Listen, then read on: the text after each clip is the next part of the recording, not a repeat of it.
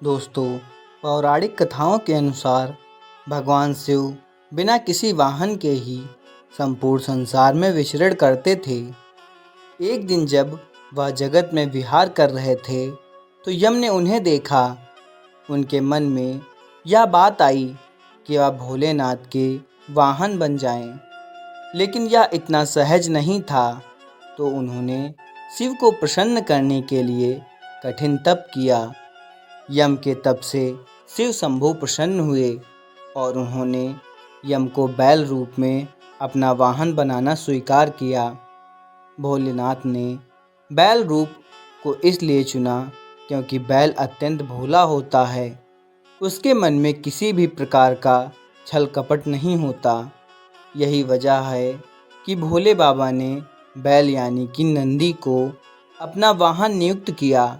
यही नहीं, शिव जी ने नंदी को अपना प्रधान सेनापति भी बनाया। कहा जाता है कि भगवान शिव की सेना नंदी बाबा के कहने पर ही चलती है।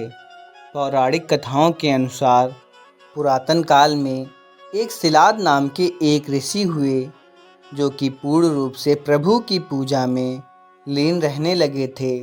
ऐसे में परिवार के लोगों को उनके वंश की चिंता हुई।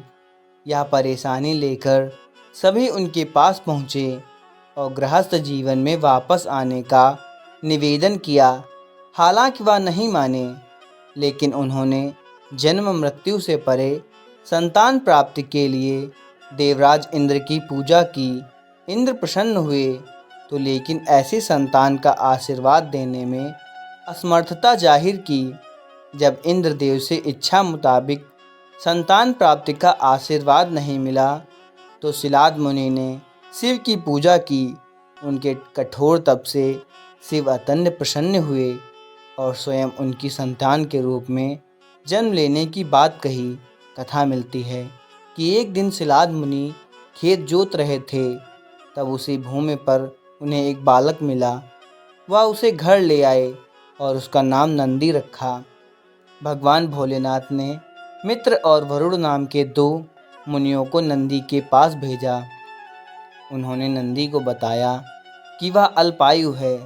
यह सुनकर नंदी बाबा वन में चले गए और महादेव की पूजा अर्चना करने लगे। उनकी पूजा से भोलेनाथ प्रसन्न हुए और नंदी को मृत्यु भय से मुक्त अजर अमर होने का आशीर्वाद दिया।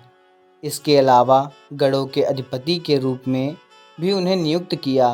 कथा मिलती है कि जब असुरों और देवताओं के बीच समुद्र मंथन चल रहा था और उसमें से विष निकला तो उसे शिव ने धारण किया था, लेकिन विषपान के दौरान कुछ बूंदें जमीन पर गिर गई थीं और उन्हें नंदी ने अपने जीभ से चाट लिया था। नंदी के इस भाव पर भोले अत्यंत प्रसन्न हुए। इसके बाद भगवान ने नंदी को अपने सबसे बड़े भक्त की उपाधि दी। साथ ही उन्होंने कहा कि जो शक्तियाँ उनकी हैं वह नंदी की भी हैं। भोलेनाथ की कृपा पाने को ज्ञान स्वरूप तप और विष की बूंदों को चाटने की पवित्रता नंदी बाबा की महिमा को और भी बढ़ा देती है। भोले बाबा ने नंदी को यह आशीर्वाद दिया था कि उनकी पूजा से पहले नंदी की पूजा की जाएगी। यही वजह है कि हर शिवालय में नंदी बाबा की मूर्ति जरूर होती है। यही नहीं, यह भी मान्यता है कि यदि आपको भोलेनाथ से कुछ मांगना है और आपको नंदी बाबा के कानों में सच्ची श्रद्धा, पवित्रता और अटूट निष्ठा से अपनी बात कह दी तो वह भोलेनाथ तक जरूर अर्जी पहुंचा देते हैं। यही नहीं, शिवजी भी मुराद पूरी कर देते हैं। तो दोस्तों, आपको यह कहानी कैसी लगी? अगर कहानी अच्छी लगी हो तो एक लाइक शेयर ज़रूर करें। धन्यवाद।